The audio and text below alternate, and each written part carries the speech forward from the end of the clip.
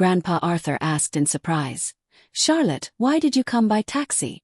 What happened to the Mercedes we gave you for your 21st birthday?" Before I could answer, my mother smiled and said, "That car belongs to her sister now." Grandpa stayed silent for a moment, deep in thought. And what he did next made me truly proud of him. Drop a comment and let me know where you're listening from and what time it is for you right now. I'd love to know who's part of our community. My name is Charlotte. I am 26, the oldest grandchild, the quiet fixer in a loud family.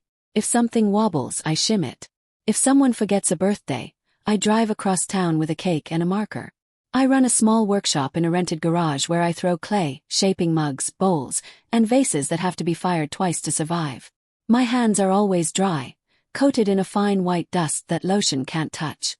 I like checklists, coffee that tastes like pennies, and the feeling of a centered wheel when the clay stops fighting. People think I am patient. The truth is, I am conflict allergic. I learned early that a calm voice and a credit card solve most family emergencies faster than any argument. That is our Charlotte. Mom likes to say she is steady. I walked into the dining room, the heavy box of samples digging into my hip. The air smelled of roasted garlic and expensive perfume. Violet was already seated, a ring light clipped to the edge of the table, adjusting her angle. She looked pristine. Her nails were a fresh, glossy gel, her hair blown out to a perfect shine. I looked down at my own hands. My knuckles were cracked from the studio water, my fingernails short and stained with iron oxide. "Finally," my mother Rebecca said, not looking up from her wine. "We were about to start without you.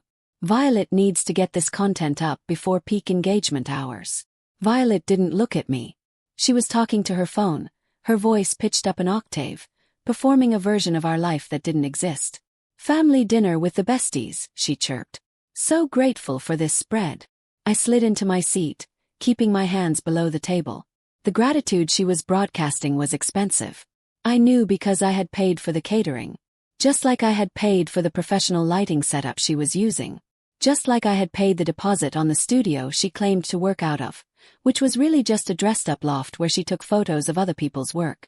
I didn't say anything. I never did. Instead, I retreated into the only place that felt safe, my head. In there I kept a ledger. It wasn't a diary. It was a balance sheet. I looked at my father, Brian, pouring another glass of red. I looked at my mother, critiquing the salad dressing. I looked at Violet, checking her view count. They saw a daughter and a sister. I saw liabilities. For years, I had been the silent investor in the business of being the Westlakes. When Violet wanted to launch her lifestyle brand, Mom said we needed to support her vision. I wrote a check for $4,000 for a website and branding package. When Dad's investments didn't pan out and the rent on their luxury condo came due, I covered it. 3 months in a row. $18,000. When Mom needed a mental health trip to Cabo because my silence was stressing her out, I paid the credit card bill. I used to tell myself I did it because I loved them. I told myself that families help each other, that money is just a tool to keep people safe. But sitting there, watching Violet adjust her lighting while I picked clay from my cuticles, I admitted the truth. I wasn't paying out of love. I was paying a tax. It is a specific kind of extortion that happens in houses like ours. You learn that peace isn't free. It is a subscription service, and the price keeps going up. I paid the bills because it was quieter than the screaming. I swiped my card because a transaction is faster than a guilt trip. I thought if I paid enough, if I solved enough problems, if I made myself useful enough, they would eventually let me be. I thought I was buying my freedom, one overdraft fee at a time. But the thing about paying blackmail is that it never stops. It just teaches the blackmailer that you are solvent. "Charlotte," Mom snapped, jarring me back to the room. "Don't just sit there looking miserable. You are ruining the aesthetic. Smile for your sister." I looked at Violet.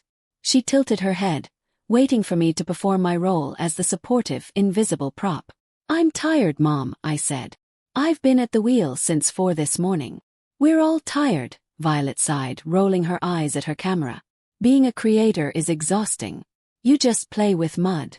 Violet showed up at the studio 3 days later. It was raining, a cold, driving sleet that made the corrugated metal roof of my workshop scream. I was in the middle of trimming a batch of bowls, my hands covered in slip, my focus entirely on the spinning wheel.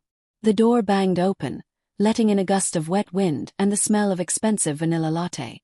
Finally, Violet said, shaking out a dripping umbrella over my drying racks. It is freezing in here. Why don't you have heat? I have a space heater, I said, not stopping the wheel. It is by the door. She ignored it, walking around my workspace with the critical eye of a health inspector. She didn't look at the art. She looked at the angles. Okay, so I have a brand deal with this new artisanal tea company, and they want authentic maker vibes. I told them my family has a pottery studio. My pottery studio, not hers. I need you to throw some pots in the background while I talk about the grounding energy of clay, she continued, setting her latte down on a shelf dangerously close to a line of greenware. Just look busy and rustic. Oh, and can you wear something less gray? Maybe that linen apron I bought you for Christmas. The apron she had bought me was white. Pristine. Useless. I'm working, Violet, I said. I have a commission deadline. This is work, she snapped. This pays. Do you know how much this sponsorship is worth? $5,000. That is real money, Charlotte. Not the pennies you make selling mugs at farmers markets. She reached out and poked a wet bowl on the wheel, leaving a perfect crescent-shaped indent with her nail. EW. It is so slimy. I stared at the ruined bowl. I didn't say anything. I just cut the wire under it, lifted the clay off the bat, and slammed it back into the recycling bucket. You ruined it, I said. God, you are so dramatic, she sighed. It is just mud. Look, are you going to help me or not? Mom said you would. No. The word hung in the air, heavier than the clay. Violet blinked. Excuse me. No, I repeated. I am not a prop. This isn't a set. It is my job. She laughed, a harsh, incredulous sound. Your job. Charlotte, you play with dirt in a shed. I am building an empire. Mom. She pulled out her phone and dialed, putting it on speaker before the first ring finished. Charlotte is being impossible. She won't let me film. Charlotte. My mother's voice filled the small room, tinny and sharp. Stop being selfish. Your sister is under a lot of pressure. This campaign is huge for her. She wants me to pretend to work for her, I said. She wants to use my studio. It is a family studio, Mom corrected. We all support each other. Why are you sabotaging your sister's mental health? You know how anxious she gets when things aren't perfect. Just put on the apron and smile. It takes 10 minutes. I looked at Violet, smirking at the phone. I looked at my hands, stained and strong. And suddenly I understood. It wasn't just favoritism. It was architecture. In every dysfunctional system, roles are assigned before the players are even born. They needed a star, so they built Violet. Shiny, demanding, helpless without an audience. But a star needs a stage, and a stage needs a crew. So they built me. The scapegoat. The provider. The one who works in the dark so the light can shine brighter elsewhere. I wasn't just the unlucky sibling. I was the fuel. I was designed to be consumed. I am not doing it, I said. Charlotte Westlake. Mom's voice dropped to that dangerous, quiet register. If you don't help your sister, don't bother coming to Sunday dinner. We don't have room for people who don't contribute. Okay, I said. I walked over to the door and held it open. The rain was still coming down hard. Get out, Violet. I didn't sleep that night. Instead, I sat in the cold dark of my studio, watching the rain turn to snow, and I made a list. It wasn't a to-do list. It was a forensic audit. I pulled every bank statement for the last 5 years. I downloaded my credit card history.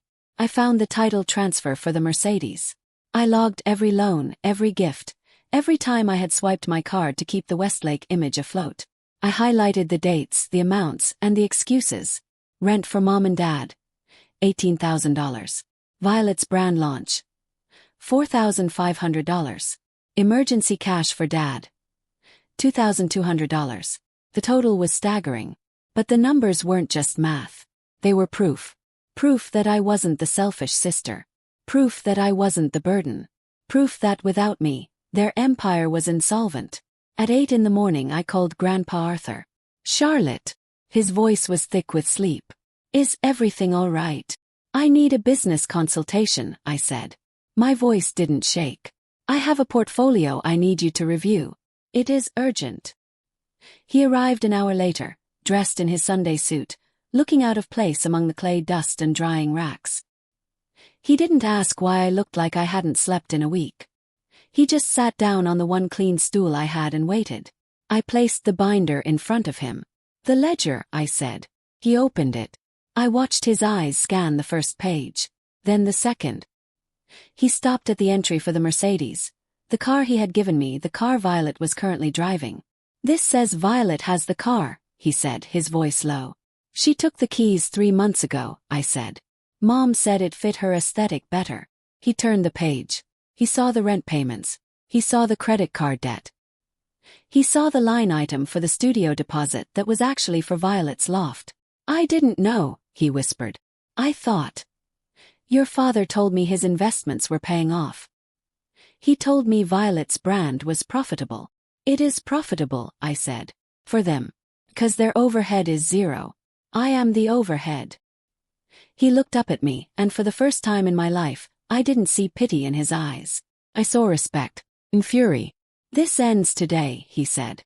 "There is more," I said. I opened my laptop and turned it towards him. I was looking for the receipt for the kiln repair when I found this. I clicked on a folder titled Violet Brand Assets. Inside were hundreds of files. But they weren't just photos of Violet holding lattes. They were scans. High-resolution scans of my sketchbooks. My designs. The intricate hand-drawn patterns I spent months developing for my heirloom collection. The collection I hadn't released yet because I couldn't afford the trademark fees. "She downloaded them from my cloud," I said. "And then I found this."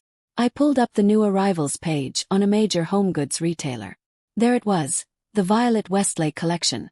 Mass-produced dinnerware stamped with my patterns, my silhouettes, even my piece names lifted straight from my notebook. "She sold my work," I said. "She didn't just steal my money, Grandpa. She sold my mind." Grandpa Arthur stared at the screen until his face went gray. This wasn't sibling jealousy anymore. It was fraud. It was intellectual property theft at scale. "She signed a contract saying these were her original designs," I said. "If they find out, they'll sue her for everything," he finished. "And she has nothing." He shut the binder with a sound like a gavel. "Get your coat. Where are we going?" "Sunday dinner," he said. "Time to balance the books." The drive to Lakeview Estate was wordless, the old truck's engine a steady, angry hum. I clutched the ledger to my chest. My phone buzzed. "Violet. Where are you? Live stream in 20 minutes. Bring the good clay." I turned the phone off. The driveway was packed. Violet's influencer friends with tripods and matching outfits. Mom hovered like a stage manager. "Arthur," she chirped, then faltered when she saw me. "Charlotte. I thought you weren't coming. And you're still in work clothes." "We're not staying for dinner, Rebecca," Grandpa said, calm as a blade. "We need to talk." In the study, Violet swanned out with her gimbal. "Grandpa, say hi to my followers." Legacy of Art segment. "Put the phone down, Violet," he said. "Unless you want your followers to watch you get evicted." Silence snapped tight. Cameras lowered. Violet froze. In the study, Grandpa locked the door behind us. Desk heavy air. He set the binder down, then a stack of printed screenshots. "Sit," he ordered. They did. "For 5 years I thought this family was thriving," he began. "Brian told me the investments were solid. Violet said her brand was self-sufficient. Rebecca said Charlotte was fine." He opened the ledger. "This is every dollar Charlotte poured into this house. Rent, credit cards, loans never repaid. Over 60,000. Gasp. That's not. Family helps family." "It was Charlotte's money," he cut in. "Earned with her hands while you bought wine you couldn't afford." He turned to Violet. "And this is theft. You stole your sister's designs and sold them. The company you signed with. I know the CEO. I called him this morning." Violet went bloodless. "You didn't." "I did. They're pulling the line and suing for breach of contract. Since you have no assets, they'll come after the guarantor." He looked at Dad. "You signed her contract, Brian." Dad folded in on himself. "And here's what you don't know," Grandpa said, fury held on a leash. "The condo you live in. I own the building. Violet's studio. I hold the deed. I let you stay rent-free because I thought you were building something. Instead, you were parasites." He slid an eviction notice across the desk. 30 days. Condo goes on the market. Studio lease ends today. The family trust paying your allowance is frozen. Shriek. Dad, you can't. You did this for your ego, he said. You burned your daughter to keep yourselves warm. He looked at me. Charlotte. I stood. They look small. I'm taking my car. I'm filing copyrights on my designs. If you sell one more mug with my pattern, I'll see you in court. I walked out. Violet chased me, phone up already live. Comments flew. Wait, she stole them. Is that her sister? Boycott Violet. No, I said into the lens. We didn't collaborate. You stole. And now you're done. I drove away. Lakeview shrinking in the rearview mirror. The silence in the car felt clean. 6 months later, the Charlotte Westlake Gallery opened in the Arts District, funded by the Reassign Trust. My real heirloom collection lined the walls. The centerpiece was a raw, unglazed vase titled The Cost of Peace. Grandpa hugged me at the door. You did good, kid. We did good, I said. My parents weren't there. Violet was offline, working retail, her brand a cautionary blog post. I sat at my wheel, centered a fresh ball of clay, and felt my hands steady. Grandpa watched. You can't set yourself on fire to keep others warm. I know, I said. I'm done burning.